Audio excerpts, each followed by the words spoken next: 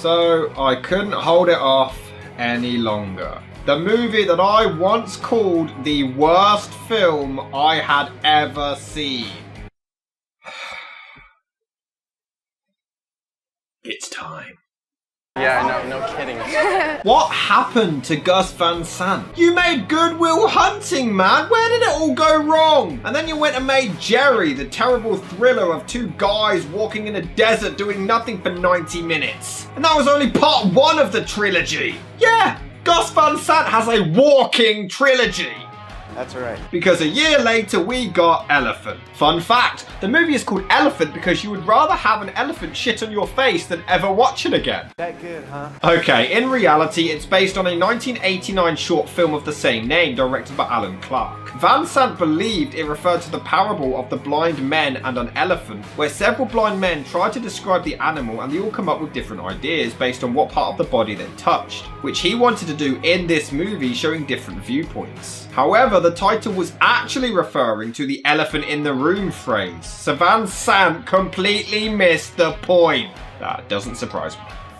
However, Van Sant did try to copy Clark's filmmaking style with the tracking shots in his own film. It actually started out as a documentary on the Columbine High School massacre, but this idea actually fell through, with Van Sant instead deciding to make a feature film based on a completely fictional school shooting instead. The movie didn't even have much of a script. Most of the actors improvised their own lines, and in fact, most of them weren't even actors. They were real school kids at the Whitaker High School in Portland, Oregon, though it was torn down in 2007. Probably to erase the bad memory of this movie. Shut up. Not only did this tripe actually win awards at film festivals, earn treble his box office revenue back, but it's one of Tom Hanks' favourite movies. It made it into the 1001, and Roger Ebert gave it a full 4 stars.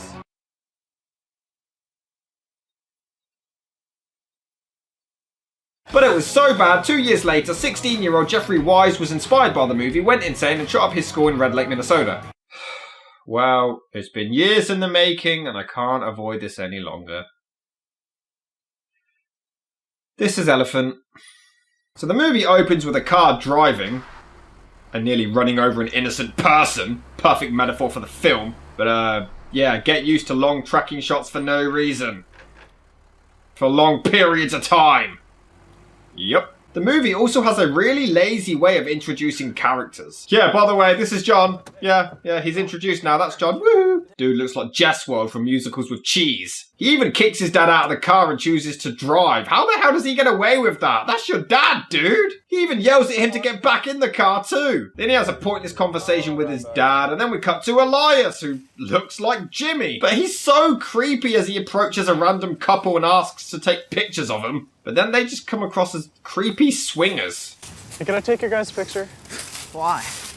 I'm just like developing my portfolio right now, doing random projects. What's a portfolio? It's when you put together pictures, you know, to present your work, get into galleries, stuff like that. What kind of work? Anything, like portraits mainly. Like naked people? No. No. Want to go get naked with you? Ew. And then we follow John. Just walking. Nothing of note happens during this walk. It's just him entering a building to make a phone call. Yeah, that's all he does. I think now is the time to talk about Gus Van Sant's intention with this movie. Yes, there is a method to his madness. Why? Obviously, he didn't want to honour the killers because they wanted to be famous. They wanted the praise and recognition. His intention was to show the school kids going about their normal day completely unaware of the danger that was about to happen. And that's why there's mindless and seemingly pointless scenes of people just walking and doing nothing. A noble idea, but it doesn't quite work.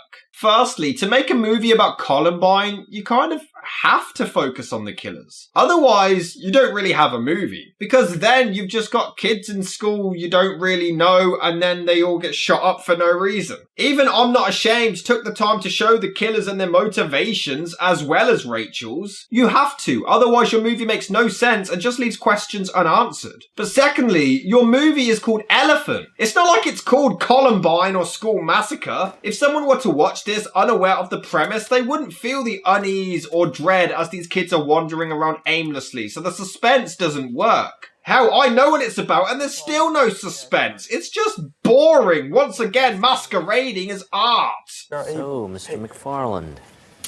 Hi, Mr. Lewis. I'm sorry I'm late. My dad took me out to lunch. Is that a viable reason to be late for school in America?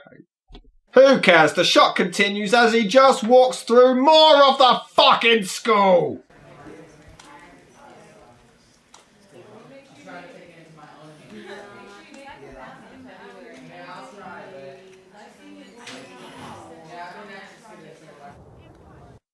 What the hell was that? Why was the teacher looking at him like that? What the hell just happened? Creepy pedo. Oh, they're playing ball now. Oh shit, it's getting exciting. And I hope you enjoy this soft piano music. But look at that school field. Isn't it gorgeous? I'm just loving the sight of the grass. Oh, the sky looks magnificent, doesn't it? Oh, it looks like it was a nice day on set. Shooting must have been wonderful. I mean, wasn't too much wind to disrupt it. This looks glorious. Ah, must have been a really easy editing job, actually. Yeah.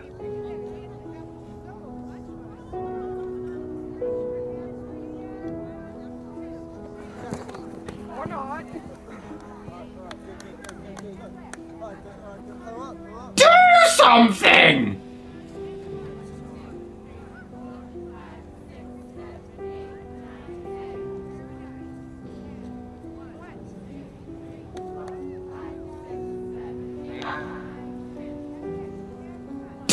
Something!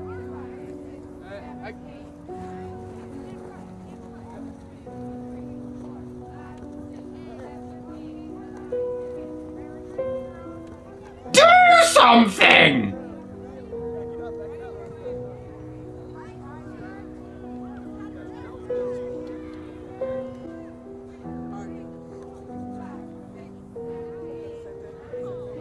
Whoa! Someone just got too close to the camera. It's quite telling when that's considered a jump scare. And we follow him. All the way to Victory Town. But there's no victory. He's just walking. Yeah, I mean, that's a pretty nice hoodie, I guess. He's got kind of cool hair. This looks like a nice school. I wonder why they tore it down. All this money wasted on this. Just... I mean, this is real time.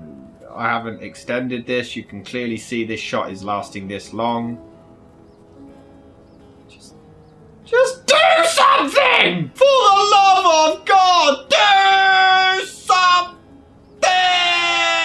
It never ends and it serves no purpose! This is the problem. It's not even like it shows them walking and then something intense happens when they reach their destination. It's them walking to no conflict. It's nothing that connects to nothing. This shot is simply him walking to meet his girlfriend. It's not like he's walking somewhere to get shot. It's nothing. It's just mindless walking. Oh, but now we're inside the school, so it's completely different and it means so much more.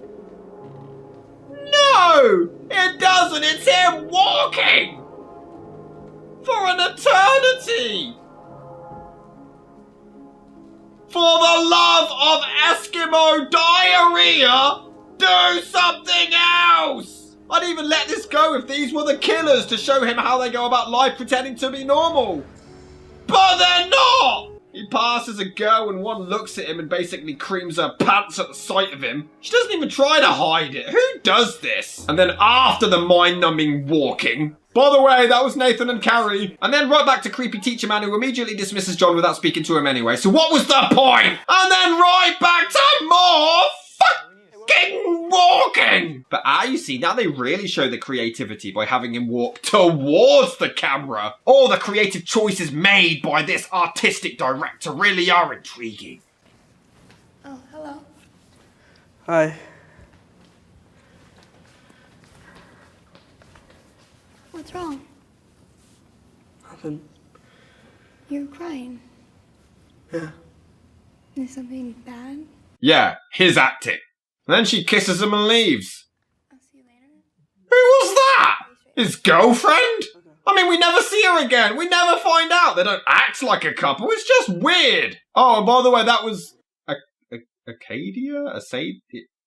Some girl. Then we get a rotating shot of the teacher and students improvising dialogue. So we were talking about walking down the street, being gay. What do you think about that? How can you tell? Well, or can you tell? Good That's question. the other question. That's the thing. About nothing! No, I think in some situations you can tell, and I think there are situations. Nothing! Gus Van Sant's favourite movie is Big Nothing! Nothing connects to the plot, it's just about nothing! Much Ado About Nothing was named after this fucking movie! So you get around to breed, and it's more, and it's not. So they waste a lot of money. So they're doing all this research. And she looked directly at the camera. These rejects can't do anything right. Most of them don't even have any lines. The camera just awkwardly passes them while they don't even speak. So Elias meets up with John, who agrees to get his picture taken, but his pose is so weird. Can I take a picture of you? Yeah, sure. Here anymore? Good. God, he's so cool. And then we follow John for some more fucking walking! And I mean, we watch him walk all the way outside. He sees a dog leap into the air, and they slow-mo it for some reason. Art. Fart! But even weirder, the two shooters finally approach the school, and he immediately knows they're up to no good. How? I mean, sure, they kind of stand out, I guess. But he fully confronts them like he knows they're about to blast everyone away. What the hell? And here's another issue. Gus Van Sant actually denies this movie being based on the Columbine High School massacre. And he is wrong. Firstly, Columbine was shot up by two kids, Eric Harris and Dylan Klebold. One of the killers in this movie is called Eric, and he's played by a skinny blonde kid, just like in real life. Sure, that could just be a coincidence, but I'm just reeling you in. What's the big deal? As the killers head inside the school, John approaches them and the brunette killer, I'm assuming to resemble Dylan Klebold, even though he doesn't, says, Get the fuck out of here and don't come back. Maybe shit's going on. What are you doing? Now, this is very similar to a real encounter that happened on the day of the Columbine attack. Just moments before the shooting began, Eric was confronted by a friend called Brooks Brown, in which Harris told him to leave the premises and to go home. Now sure, it's not word for word, but these kids in the movie start blasting anyone and everyone. It just seems weird and out of place to believe that this exchange was put here for any reason but to mimic the Columbine event. They also show the other killer, named Alex, being bullied, which is one of the Columbine killer's main motivations. Alex starts scouting out the entire cafeteria area, the main focus of the Columbine massacre. They play first-person shooter games like the Columbine killers did. They support the Nazis like the Columbine killers did. They plot out their entire plan to the minute like the Columbine killers did. They plan to blow up the cafeteria and then shoot all the remaining survivors, the exact same plan as Columbine. We have enough explosives to last us almost a day. Most importantly, have fun, man. That was an exact quote from Dylan Klebold's final journal entry before the attack. The cafeteria bombs failed to detonate, just like in Columbine. Most of the murders take place in the library, just like in Columbine. They stop to have a drink halfway through, just like in Columbine. It's Columbine! Why are you saying it's not a Columbine movie and then go out of your way to make as many references to the Columbine massacre as possible? The thing is, it almost relies on you having knowledge and having researched Columbine. Alex scouts out the cafeteria, but if you know nothing about Columbine, you wouldn't know what he's doing. What are you writing? Oh, this? Yeah. It's my plan. For what? Oh, you'll see. Wait, I thought everyone bullied them. Now they notice and talk to them? Make up your mind! This is just forced foreshadowing. Nobody talks this way. He even starts to hear voices inside his head and begins to lose it. But Eric was the psychopath and not Dylan. They can't even differentiate between the two killers! Why is Alex the main focus in this one when Eric was the main orchestrator? But you know what? We haven't had much walking for a while. Let's watch Elias do some more of that. Oh, wow. I mean, he has got some seriously strong and healthy legs. Just look at that stride. Oh, this is fantastic leg work. Oh, by the way, this is Michelle. She walks too, but God, she looks miserable. She does not want to be there. I swear to God, if they are going to make us watch her walk all the way across to the camera... They are, aren't they? They actually are. They're going to make us watch all of this! Well, maybe Elias developing photos will be more interesting.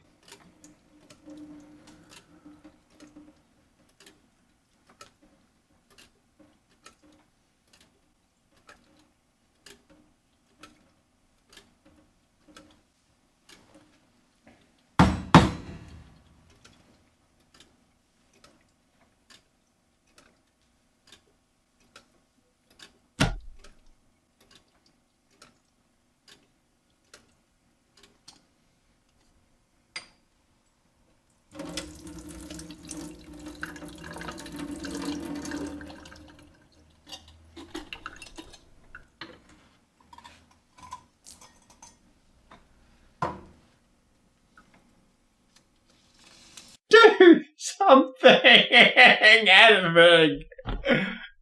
Anything! Just do something! I mean, again, I get what they're trying to do, but teenagers are interesting. Why are you showing boring and mundane things? You could show their lives and show the interesting parts, but instead you're showing the boring shit to put you in a coma. Well, the Columbine High School massacre was 4 years ago, and it was because of that incident that I thought there was so much press about it. There's so many different pieces that I thought that it'd be good to have a dramatic piece. Then we watch the nerdy girl get changed.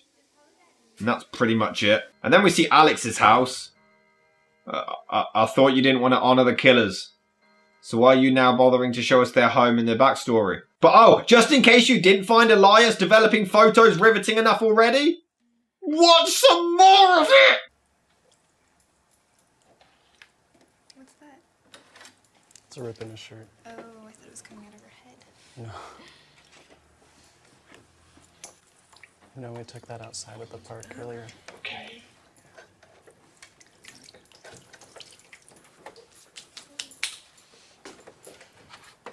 I'm gonna get through this. I'm gonna get through this. I will get through this! And as explained, Van Sant thinks he's clever and artsy and shows Elias taking John's photo again, but this time from Elias's point of view.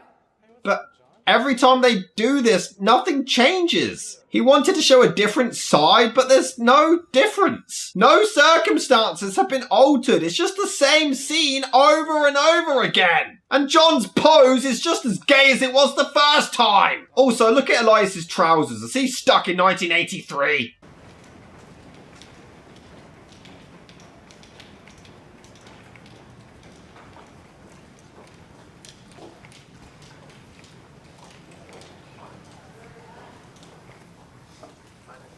Glad you came in today. Please sign in. Come on out here. I've got a job for you here. You can take these books and you can reshelf them right over there if you would please. Okay. Okay. I'll be here if you need me. Just do something! Do something! Oh yeah, Brittany, Jordan and Nicole, yeah, they're important. Except this bitch who looks directly at the camera. How hard is it to pretend there's nothing there? But now it's their point of view from earlier, so we get the continuation of her blatantly obvious perving, worrying that the dude's girlfriend saw it. Bitch, the whole school saw that. It's not like you hid it. I hope she didn't see you. She's not gonna do anything. She hit a girl last time for that. Hit a girl. She slapped a girl. No way. Mm-hmm. She smiled, he smiled, she slapped her. Oh my gosh, I cannot believe that. Are you joking? I saw it. Why didn't she slap him? Cause it's not the girl's fault. A girl checking out a guy isn't the girl's fault. It's still the guy's fault. What? But how rude. The cameraman just waltzes right into the cafeteria kitchen and catches the staff smoking. Why are we being shown all of this? None of it connects. I mean, I guess it's at least well rehearsed, well shot, and well choreographed, but that's it. What good is it choreographing scenes when nothing is happening? Okay, so the girls discuss what to do after school. They're annoyed because one of them keeps ditching them. Wonderful. This is never mentioned again and connects to nothing. But then they leave. Didn't they only just get there? They didn't even finish their lunch. What a waste, you ungrateful little hoodlums. Okay, I'll go, but you cannot drive. yeah, you're not driving. I am such a good driver. Do something! For the love of God! Do something! Do something! Do something! Just do something! I don't understand, because like everyone else thinks I'm a good singer, and a couple weeks ago when I sang Star Spangled Banner, everyone thought it was like really good. So that's why I'm like really confused that you would say something like that.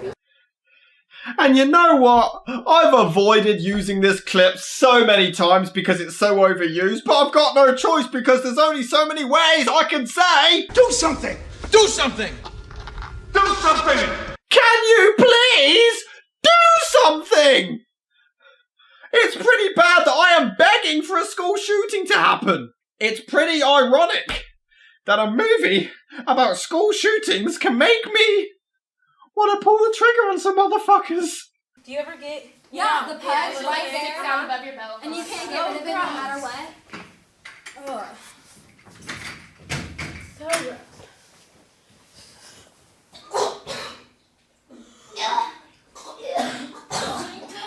I am watching teenage girls make themselves sick in the toilets. No, even worse, we're just listening. What is this? This is in the 1001. The Green Mile isn't in here, but Elephant is. Why? I have to know. How do you convey the horror that unfolded at the Columbine High School on April the 20th, 1999? I thought it wasn't a Columbine movie. Van Sant's film eschews realism. But what? The movie's whole point is to be realistic. It's supposed to show realism. The author of this book doesn't even know why the films are in here. At least it refuses a blow-by-blow account of what happened. No, that would be interesting. He also steers clear of specifics by suggesting the setting could be anywhere. The film is glacial in detailing the banality of a normal school day. You just said it avoids realism, and now you're saying it shows a normal school day. Which one is it? In one sequence, we follow a student from the playing fields and into a class to the strains of Beethoven's Moonlight Sonata. It's beautiful, yet unsettling. No! It's pointless, yet arse-numbingly boring! Fuck this book! You suck. So we finally cut to the killers and Alex is playing the piano. See? He's a very sensitive soul. I mean, I guess the music is nice, but what's the point of it? And then we officially meet Eric, played by Eminem? And the piano solo just keeps on going! Well, Eminem starts shooting people in a video game because video games did it, remember? But my god, the piano number lasts 5 minutes for no goddamn reason! And then it finally ends. No, please kill more time! It does immediately follow with a quiet and eerie shot of the killers asleep the night before the massacre. This could actually be a really effective and powerful moment. If they had actually bothered to write a fucking story to go with it. We follow you. The Führer is always right. Who's that guy? That's Hitler, right? Hitler is a man who fears. They're high school students who worship Nazis, but one of them didn't know what Hitler looked like. Oh, and their guns literally get delivered. They, like, ordered it from eBay or something. Yeah, because that's possible. I mean, I know it's America and they put AK-47s in the McDonald's Happy Meals, but guns need to be sent to a federally licensed gun dealer, or they'd at least need a firearms license. And also, this isn't how it happened in real life. It's like Gus Van Sant wanted to make a Columbine movie and put vital details from the real event in the film, but then thought, nah, let's pretend it's not about Columbine by adding shit that makes no sense. They even practice their aim in the garage and nobody bats an eye. Only in America. But now, this is very unique because we get to see Elias take John's photo again, but this time from the nerdy girl's point of view. These changes of perspective make no difference and are just lazy ways to fill up even more time. We've watched the same scene 3 times. Oh wait, now she's running. Things are picking up. This is pretty much considered an action scene in this movie. Whew, look at her go.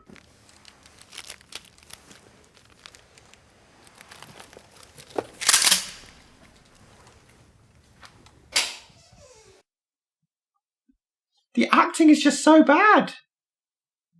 It looks unconvincing. It looks staged. I don't know what else I can say. Just look at it. Huh?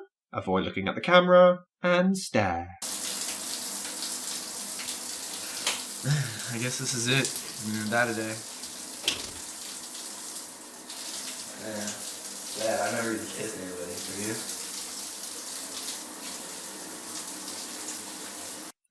Wait! What the heck? Where did that come from? This is probably one of the dumbest moments in the entire movie, and that is saying something.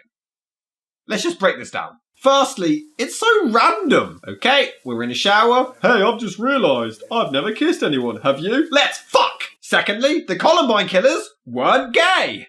There were actually rumours that Eric and Dylan were romantically involved, but there's no evidence to back this up, and it was ruled out and considered incredibly unlikely. So this movie has literally made the 2 killers gay for no reason. Are they that petty and immature? Gus Van Sant's like, well, they killed innocent people. Do you know what would be funny?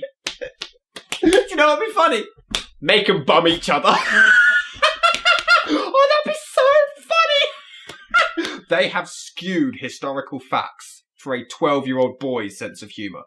Yeah, sure, it's not based on Columbine, except that it is. But even then, this goes nowhere, isn't hinted at before, and isn't mentioned again. Whether it's based on Eric and Dylan or not, it makes no sense, and it's just ridiculous. Then, after that, you'll hit your yellow line right here, which is your plan B. And you'll go up through Mr. Luce's office and take care of all that. Fuck. While I go up through on the red line. Oh, will you stop going over your plan and just do it already? Now have a long, boring silent car drive to the school.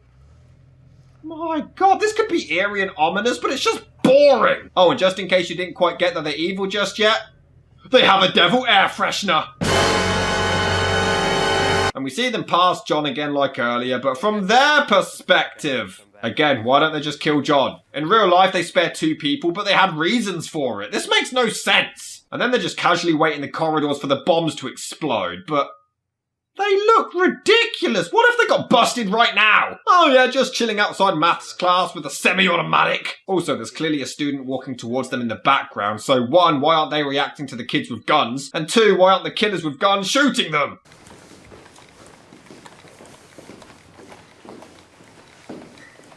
My God, they're walking down corridors shooting firearms and they're still boring.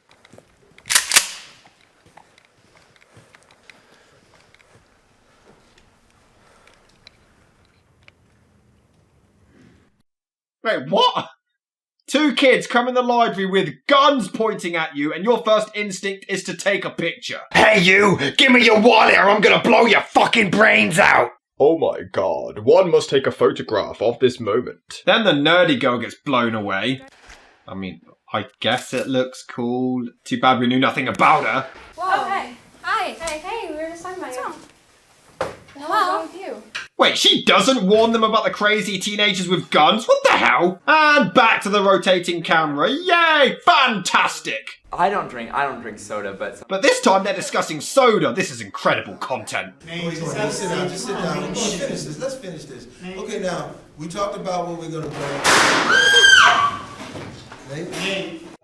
Where did he get shot? There's not a mark on him. And then they move him and there's blood underneath. Oh, they must have shot him right in the air. And this random black guy ignores all of the shooting and students running for their lives and heads directly to where the shooting is coming from. Who the hell even is this dude? The camera just follows him around like he's a main character, but we've never seen him before. What the fuck? He literally watches people escape out windows and he's still like, yeah, I'm gonna stay and check this place out. Oh, by the way, this is Benny. He doesn't even get any screen time other than to die. He's introduced 70 minutes in just to die. The writing and structure of this crap is fucking incredible. He doesn't even look scared or concerned or anything. God, Eric even looks bored shooting people. Dad.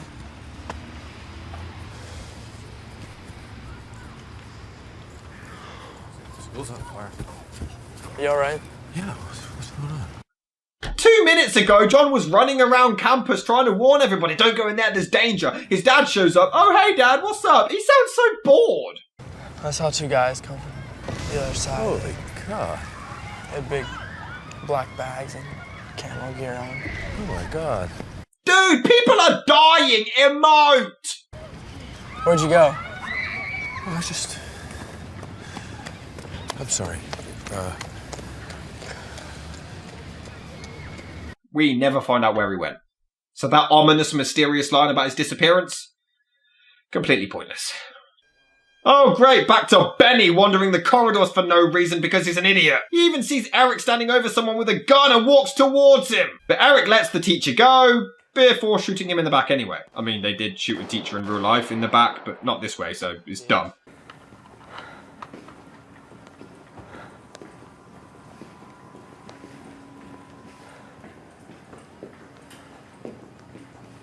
Look, long shots of him walking down a corridor is still boring, even when he's holding a gun. Do something! And I won't lie, I completely forgot about the jock and his girlfriend. Wait, wouldn't he have been one of the bullies?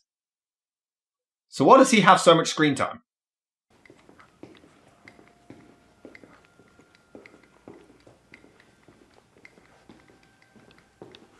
Will you show me something other than motherfucking walking? It's not even in focus anymore! So they meet back up in the cafeteria to relay their body count to one another before...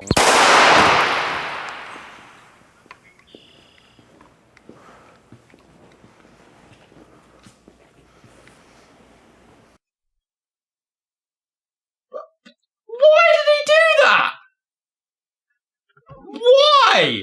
Okay, so there actually is a theory that Eric Harris actually shot Dylan Klebold in the real-life Columbine High School massacre. Based on how their bodies were found, it seemed plausible considering their positions. This was, however, debunked as Eric Harris's brain matter was found underneath a Molotov cocktail of Dylan's, suggesting that Eric actually killed himself first. But that was in the library, not the cafeteria, and this movie has Alex do it and not Eric. And again, even if you want to say it's not a Columbine movie, why did he do it then? It makes no sense! Now, some people have said he just used Eric to rack up the body count, and then once he did that, he no longer needed him and got rid of him. But that is literally shown nowhere in the film. Then Alex finds the bully and his girl in the freezer and does the eeny, meeny, miny, mo thing. Alright, admittedly, this is actually kind of creepy. Eeny, Stupid fuck. meeny, What are you doing? miny, Please. mo. No. Catch it, Something you want to do. tiger, bias, toe. Please. If he hollers, let him Sick. go. Don't do this. I am so scared. Please don't do this. And that's it? The camera pans back and it just ends. Yep. There! I did it alright! Are you happy? I finally reviewed Elephant. I got it out of the way, and you know what? It's still not as bad as Jerry. I mean, in a way it's worse, but in other ways it's not. I get what they were trying to do here, and I guess I see what they tried to do with Jerry, but at least in this one it has some decent moments. Jerry was just painful start to finish with nothing in between to enjoy. This one is more of a mess though, as it tries to be something it's not. It tries to be a Columbine movie whilst also trying not to be. It tries to be realistic whilst also trying not to be. It skews historical facts to make itself look better, but it makes it look more ridiculous and petty. The acting is awful, and all it has going for itself is the music and the cinematography. It's just an abomination.